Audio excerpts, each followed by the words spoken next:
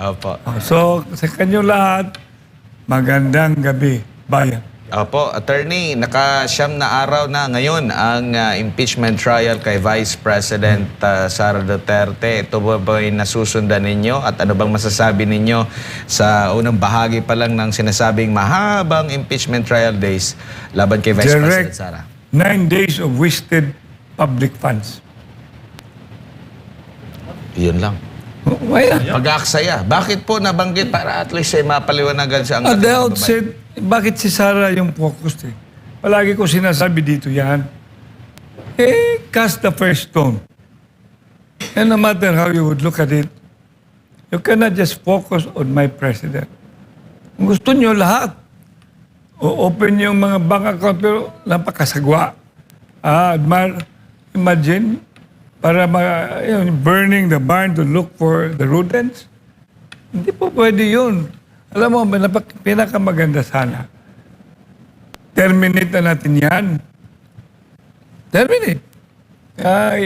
Hindi ko naman pwede turuan yung mga judges na mga senators. Kasi alam nila, dapat yung trabaho nila. Pero kung mahal nila ang bayan, mahal nila ang pamilyang Pilipino, saka mahal sila, dapat ng Diyos, talagang mahal natin ang Diyos, huwag nating i-waste yung public funds. Tapos na, tama na. Sara mo na. Sara na. Opo, Attorney, ang unang tinalakay po sa impeachment ay sinasabing betrayal of public trust daw na nagawa ni Vice President Sara Duterte. Pero kung pagbabasehan mo itong mga malalaking survey na mga kilalang survey first, napakataas ng rating sa lahat ng mga mataas na opisyal, including ang presidente, sa trust, sa satisfaction, sa approval rating. Parang kabaliktaran ito doon sa kanilang inaakusahan. Ano ba masasabi niyo po dito, Attorney? Kailan ba sila talagang matino nagbigay ng what is required, which is the truth. And if you are a Christian, you know, if you have God, God is the way, the truth, and the life. What is prevalent? Nakikita mo yan, mga, ayoko na because I would be accusing, I will be alleging, etc., etc. Pero as a lawyer, no matter what, and then as a supporter, I would like to be very clear. VP Sara, binabantawag ko sa kanya, Presidente Sara Duterte. Kung tutusin mo, mahabang istorya, MJ, si Mike Rama sa Cebu, member ng UNITEM, Marcos Duterte. Kaya, to cut the story short, marami nangyayari. Kasama ako, nagiging being oppressed, being persecuted, pero hindi ako maghihinto. Hindi ako hihinto to bring the truth. At yan ang kailangan natin. Ano ba nangyayari dyan sa impeachment trial na yan? In aid of grandstanding, in aid of election, or in aid of wasting government funds? Opo, at ano kaya ang dahilan, Attorney, sa nakikita nyo po na parang, di ba, nagkaroon ng hindi magandang pagkakaunawaan? Parang nawala ang UNITEAM way back mga late 2023 or early 2024 ba? At hanggang ngayon, grabe yung mga alegasyon, persecution, paninira, laban sa pangalawang Pangulo, yet siya pa rin yung pinagkakatiwalaan ng taong bayan kung pagbabasehan yung mga survey. Ay nako, MJ, Kadmar, when personal interest predominate, much less motives already being manifested, intentions, no matter how you hide it, it will always bring selfish interest. Kaya malayo pa 2028 sana. What the tandem should have been focusing at was to really bring, because that was the promise every time during the election, that the tandem will bring prosperity, peace, and progress. Paano? Ang daming mga issues hindi na re-resolve. Litany of issues and litany, be it force majeure or man's created. Opo. Hindi rin po ba ganito rin yung ginawa ng mga kritiko ng dating administrasyong Duterte bago pa man siya naging presidente during election hanggang sa naging presidente, pero umupo siya na may mataas na grado at umalis siya na may mataas pa sa grado kumpara doon sa pag-upo po niya. Attorney, parang hindi nagsawa yung mga kritiko ng mga Duterte na sa resulta pa rin ng paniniwala ng tambayan. Ganun talaga, when you are into politics, there will always be critic, there will always be critic. It can be constructive and destructive. Pero, democracy, yun ang makikita mo. Pag lang sasabi ka against or in favor, democracy is in action. I do not want to reveal ilang taon na ako. But the Rama been in public service since 1916. Kung binabasa ko yung libro ng lolo ko, forward hanggang ngayon, di man nagkakaiba yun eh. Sisiraan talaga noon pa. Pero, if your metal is really that strong, you just like Digong, you will end up very popular and still popular up to the end. Kasi nga, sobra sa ka-popular. Kaya kinidnap siya. At saka inisnatch. Andun na ngayon sa Hague. We have to pray for Tatay Digong that he'll get over.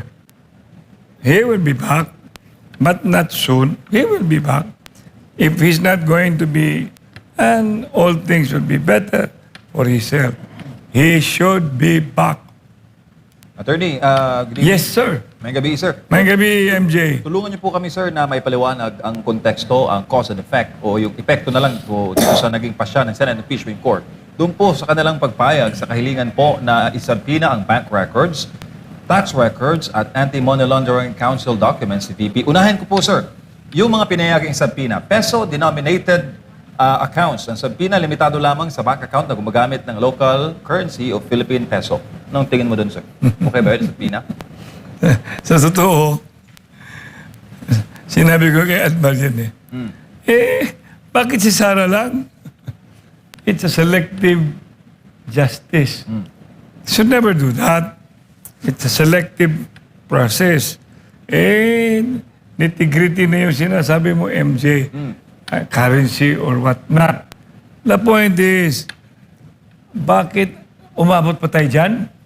Admar, MJ? Tapos, ngayon na, umabot na sa yung sinasabi ng mga judges o sino yon, lahat na. Lahat na. Buksan na. Imagine. Baka hanggang doon sa vendors at saka sa ordinary yung naghahanap ng pera, pabuksan lahat yung mga deposit.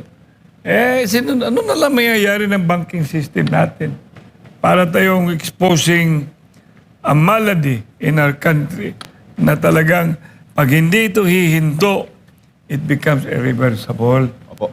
Kaya, huwag mo lang isasabi yung ito, ganito, supuin na gano'n. Para sa akin, mahihinto ko na nga yung impeachment na yan So, parang, attorney, what sauce for the goose is sauce for the gander. Of course. Should be. Pero, yun na nga, kung siya at saka ito, ewan ko ba, when we start opening the Pandora's box, and it becomes a can of worms, wala na. What's going to be the ending of our country, Admar, MJ? We've been being hearing that our country is going towards the dog, that our country is being known as a banana republic. My God, ano pa kaya yung another description ng ating country in due time? Kung mayroon pa tayong country. Po. So kung ang issue dito, attorney, ay pananagutan, yung accountability, it must be for all. Kagaya po na Of course. Should not be selective. Senator Robin Padilla noong nakaraang araw. Yeah, it should be, you know, with due respect with my good friend Ruben, kasi pag inumpisahan mo yung i-open mo lahat, sabi ko nga sa usual dyan hanggang saan tayo matapos? Admar? MJ? Wala na. Walang katapusan. Wala kang makikitang walang katapusan. Di, hintuin mo na. Isara mo na. Sara na. Pero, attorney, doon po sa grave threats, 9 days po tinalaka yun. As a Cebuano speaking, sir, ano ang hindi nila mag-gets na, kumbaga, naggagawa ng mga Cebuano speaking, Visayan speaking people, na pag narinig po ng mga Tagalog, ay hindi agad nila mag-gets kasi tayo lang ng mga Bisaya ang makagets. Alam mo, talagang gusto nila yung ulo ni President Sara Duterte. Kaya, kahit walang kwenta, imagine yung grave threats, narinig ko yun Alam ko naman, mga Bisaya, tayo ay kinukompront, yung bunganga natin, lalabas ng lahat. Pero, ano ba yan? Kung hindi mo i-execute, di wala yan. It's more or less lip service. Tapos, pag sinasabi mo yan, tingnan mo yung konteksto. Kaya nga palagi kong sinusundan ko dyan Mayroon ba talagang hinahir na assassin?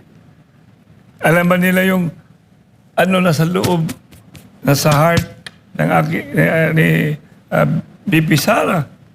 Hindi. Kaya, wag na. Sayang give trip na yan. Ordinary lang yan sa atin. Mga Sugbuanon, mga Bisayang dako, Admar, ay yung tinuntunan ko mo, Admar, kasi kumagong ka na ako. Parang ganon. That's like, ikaw, duwatag basketball, giro kay ka, bangila niya tika. I mean, it's a statement, spontaneous, pero ang pinaka-importante, nabangilan mo, nasukmagan mo. More or less, it's all about context. Kaya, wag naman. Tapos nakikita ko, imagine, babalik mo pa yung, panahon naging vice mayor, Naging mayor siya. Yung mayor siya. Maalala ko yung mayor ko noon, vice mayor ako, and ayaw ko na lang magsalita Kasi mahirap yung, pag mayor ka, totoo, you have to understand. Pag yung tao, I was exposed to that. Yung sheriff, talagang, kwentro nga kami ng former mayor dyan Inausap ko yung sheriff. Ganon. Kaming mga mayor, or once mayor, we love our constituents. Especially the poorest of the poor. Huwag niyong ididiin yung mga maghihirap. Kasi yun talaga ang bumuboto sa amin. Kasama yung mga hindi masyadong mahirap. Pero saan bang marami? Yung situation na yun, of course, understandable yan. Kasi ilang beses ako, I went to a demolition area. Kung kulang ka ng pasensya talaga, you'll end up taking the law into your own hands. In defense of those who are being treated under the guise of demolition. Under the guise of demolition. That's why, alam mo, Admar at saka MJ, I am detesting. Bakit binalik nila yan? Panalo na si BP. Ilang milyon ang panalo ni BP. meron niyang sinasabi kung anong nangyayari in the past. Meron niyang kaso din noon, ibabalik mo. The election of BP as mayor and the election of BP as BP ought to be an indication that he has been, if ever, exonerated. Exonerated. So, being mayor, attorney. Kung ikaw Mayor ang Atty. nalagay- Bisimay.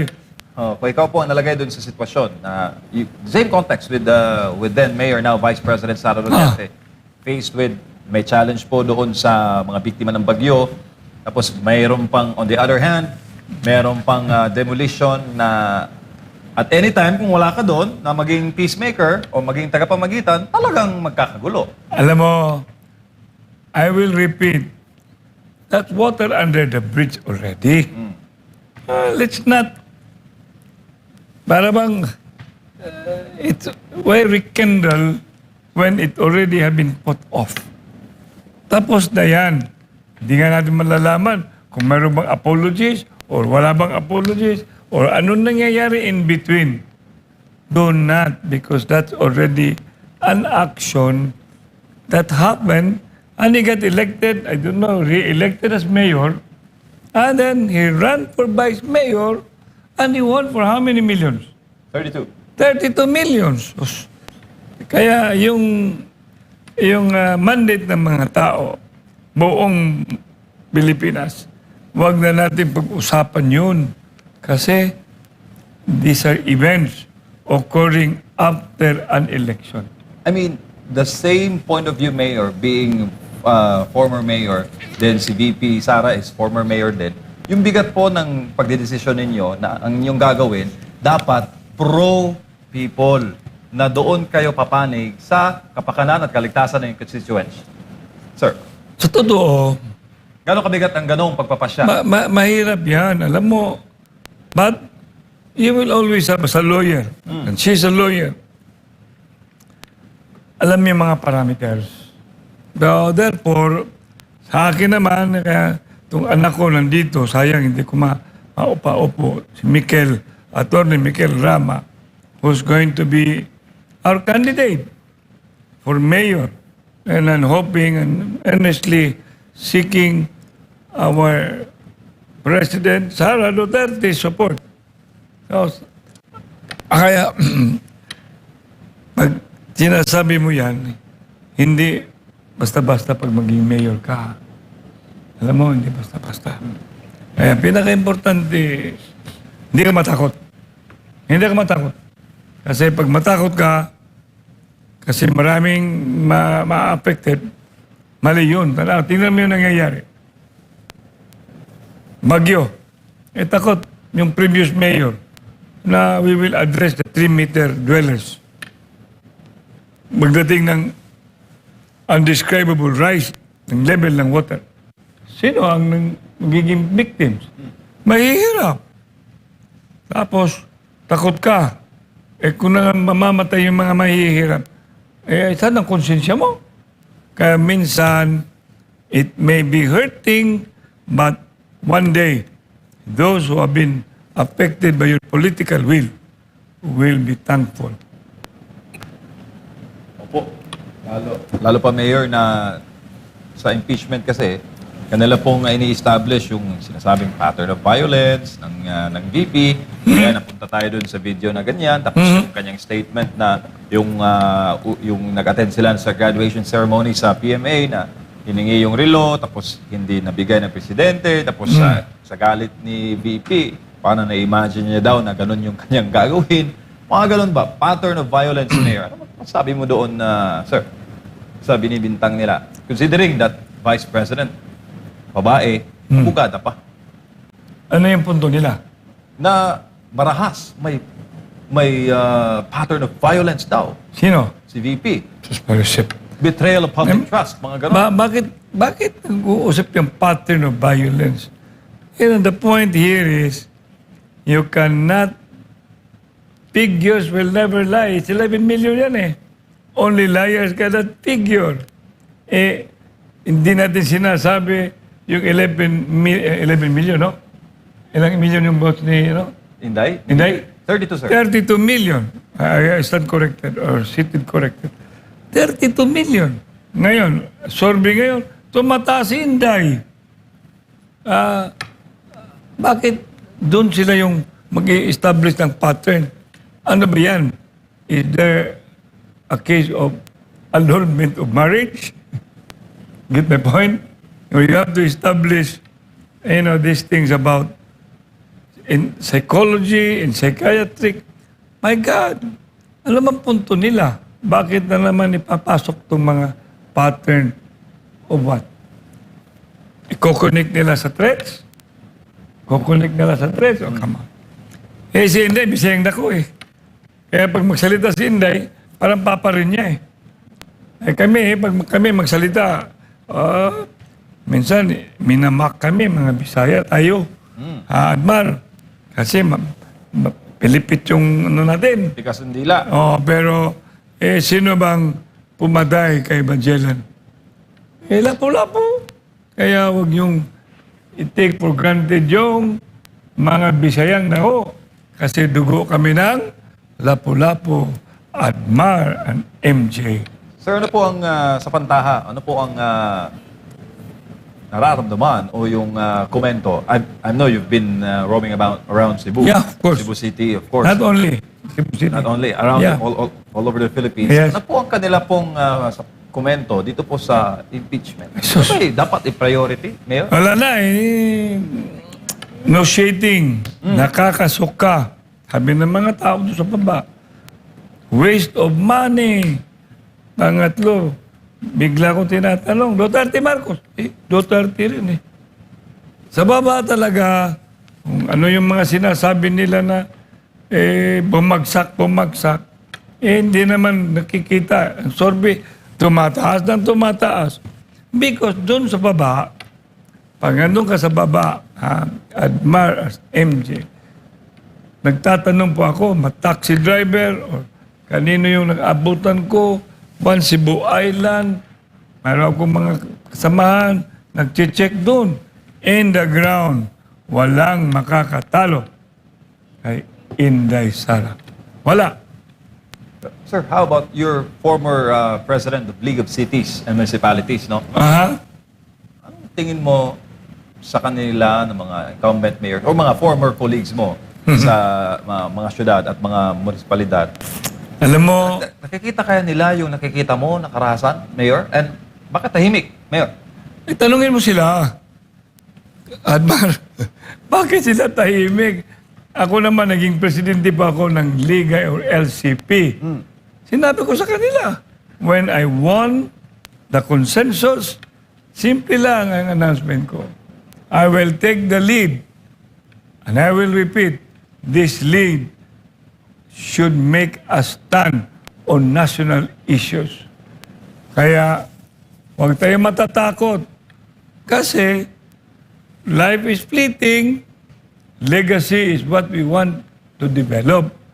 Now, kung gusto nyo, in this era of our history, and this matter about impeachment, if you will maintain the position of being lukewarm, hindi nagsasalita, hindi tumatayo, would not want to be counted, your children will suffer. Opo. Attorney, dito naman tayo bilang attorney ay napag-usapan din po kanina sa impeachment trial. Voluntary arbitrator, Vice President. personal manager. Ang dami kong, alam mo, Adman, ang dami kong hat na, but anyway, shoot. Opo. Kanina, na-question po yung affidavit na di umano'y kay Las Cañas na napag-alaman, na lalo na ng pagbusisi ng depensa, na hindi pala ito notaryado at hindi pirmado ng mismong sinasabi nilang may-ari ng affidavit. Sa korte po ba, maaari po bang gamitin ito as part ng ebidensya or kahit bilang reference ng testimonya po at may bigat po ba pag wala yung mga itong hinihingi na mga notaryo, pirma mismo ng Ng Alam mo, pag nag-prepare ka, gaya ng anak ko, head na ng RBTA, Rama Bainatan Ang.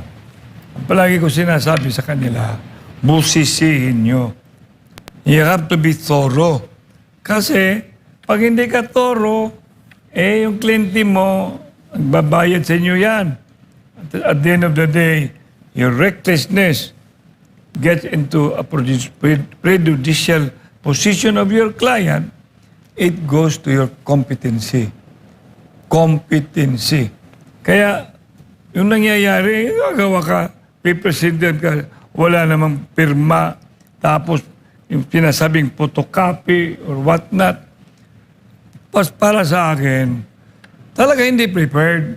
Para sa akin, ano ba? Are you now going towards kung anong gagawin nyo? Nakikita na ninyong gusto nyo?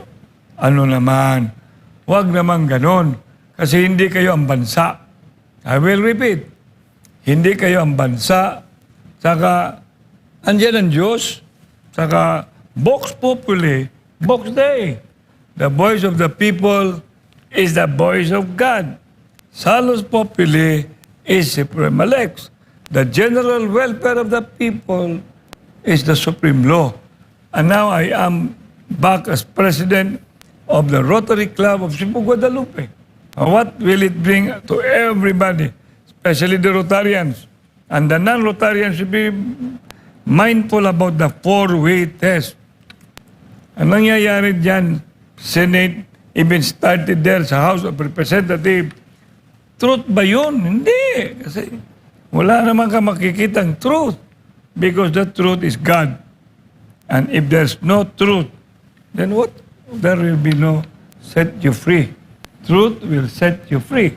Pangalawa, is it fair to all concerned? The whole thing is not fair because it's wasting a lot of money, a lot of time. Number 3, will it build better friendship? How can it build better friendship? It has been a divisive move. Why? Oh, bakit si Sara lang? Bakit yung iba wala? Then last but not the least, will it give common benefit? Anong common benefit? Walang common benefit dyan. Lahat ay hindi benefit kung hindi damnation, disservice to our country. So, at the end of the day, balik ko yung jury ako. Hinto na, tama na, sara na, sara na. Opo, attorney, dagdag ko pa during sa mga examination din sa mga NBI witness, no? Parang simple lang sa kanila na may typo error, mga discrepancy doon sa mga dokumentong kanilang presenta. So, Nagmamadali. at pagdududahan talaga. Meron pa nga doon na nauna na yung investigasyon bago pa ang mismong resulta ng kanilang pag-imbestiga bago pa ang ano. So, maraming mga discrepancy po, attorney. At kaya hindi maiiwasan yung mga haka-haka na selective justice. Hindi lang haka-haka. The proof of the pudding is in the eating. It's there eh. No matter how you look at it, hindi haka-haka. Talagang sabihin natin, unprepared. Pero yun na, yung unpreparedness sadya. Kasi press for time. Therefore, with their intention, kasi it should have been means to an end. Pero kung means mo mali, gusto mo mangyari at the end, makonvict mo, hindi mo talaga, it will not align with what is right to start with and end right to end. Opo.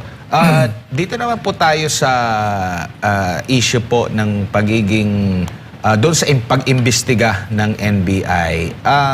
Meron po ba kayong napupuna doon sa mga pahayag na naging witness? Kasi tatlo ito puro lahat sa NBI. Luntok? Opo, si Luntok, tsaka yung si Kalilong, at ito nga pong mismong ang NBI director na po. At kung pagbabasehan natin, maraming ang mga nakapuna doon sa kanilang pag-iimbestiga, no? At humarap pa nga ang pinakapinuno ng NBI.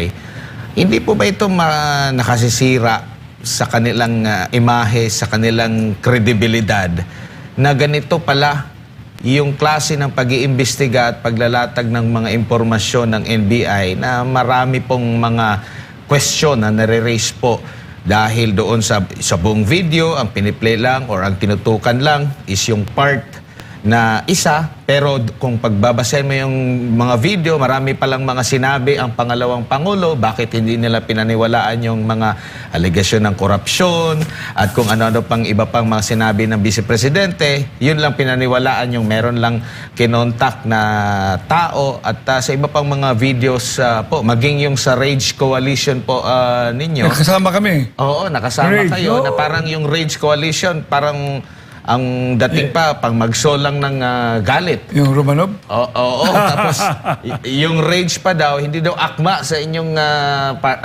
yung katagang rage. Ano pong mga masasabi niyo po dito sa nakaka-apekto ba ito sa imahe ng NBI din po, attorney?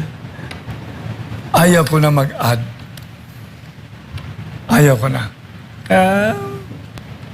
Siya sinasabing, what they presented, take it, but whether it has probative value, it has already been repeatedly assailed. Walang probative value. Kaya what is there for me to tell? The conclusion, you can have your own conclusion. Kung makakasira ba o hindi. Po, Mayor, Yes, last sir. topic. Malapit na po ang State of the Nation address. What is the real state of the nation? Maghintay kayo kasi I would not want to be doing a telegraphic. But we wish at our end kasi we would like to hindi naman apologize pa tayo, hindi na. Basta mayroong gawin. Mayroong gagawin. Abangan ang gagawin. Tingin ko, maririnig lang yun niya along the way. Kasi yung State of the Nation kailan? 27. 27. Ngayon is 2. 22. Pupunta pa tayo ng Davao. Ano pa akong grupo ng COILS, Council of Elders and Leaders. I wish to see you there, MJ. Meron pa kaming election doon sa PDP Laban. Maraming mapupunit mo doong mga hindi nakakaka, baka mga courses of action. Opo. Pinakahuli na lamang po, attorney, dito na po tayo sa kinaharap niyong kaso na ibinasura po ng Sandigan Bayan. Oo, ano bang may bahagi mo? Magpasalamat po ako sa Sandigan Bayan na justice was served upon me. Not selective, but justice because the pleadings that was submitted by the RBTA led by my son, Councilor, who will be running for mayor, Attorney Mikel Rama, are replete with all evidence and justification that eventually will really merit dismissal. And we thank, and I thank Sandigan Bayan for hearing us and then making a decision on the basis of facts and evidence. Opo. Ito bang kaso na ito, attorney, nagamit ng mga kalaban niyo po? Nung... I do not want to go back because that's water under the bridge. But meron pa ibang kaso na gusto ko nang tapusin na nila. Wala naman talaga akong kasalanan. Alam ni Pastor Kibulo yan. Alam ni Digong, I shared all this whole thing that I ended up, and it started, MJ, when I stood for President Digong, Mayor, regarding our commonality on our stand against the People's Initiative. And you were there, I think, covered by His Eye in the city of Cebu. And that has been issued a rally permit at South Road property. Ano bang significant during the time? Ang daming ginagano ni Digong noon. Lahat, governor, congressman, or what not. Wala naman papakita sila dun at that time. Kaya, from that time on, my persecution commences. So, wag na natin pag-usapan yung... Opo, wag na natin pag-usapan yan. Ang ano ko lang, dasal ko, Ito na lang, attorney. tapusin na nila yun. Oo. Bigyan nila sa akin yung justice. Opo. Kasi pag hindi na binibigay, justice delayed, justice denied. Isara na. Kaya nga, isara na. Sara na. Opo, attorney, ito na lamang po bilang panghuli sa akin bago Sige. yung last message mo sa ating mga kababayan. Nabanggit mo kanina yung plano sa anak niyo po na si Councilor Mikel. Nandyan, no? Oo, plano niyo naman po ang tatanungin namin. Ano ba? Plano niyo naman po. Akin. Opo. agad narinig. Siya magrara ng mayor, ako naman konsihal, at saka I will be very busy. Right now, I've been working it out that Sara, yung STP, Save the Philippines, Sara the President. Saka et cetera, et cetera, et cetera. Yung papuntang Davao, kasama na yun. That is preoccupying me. In the future, thy will be done. Opo, mensahe niyo na lang po sa ating mga kababayan po, attorney, napakarami ng problema po natin. Ano po ang inyo na lang pong Dasal. Opo. Kasi may kanta dyan Yung bang I'll lead you to rest.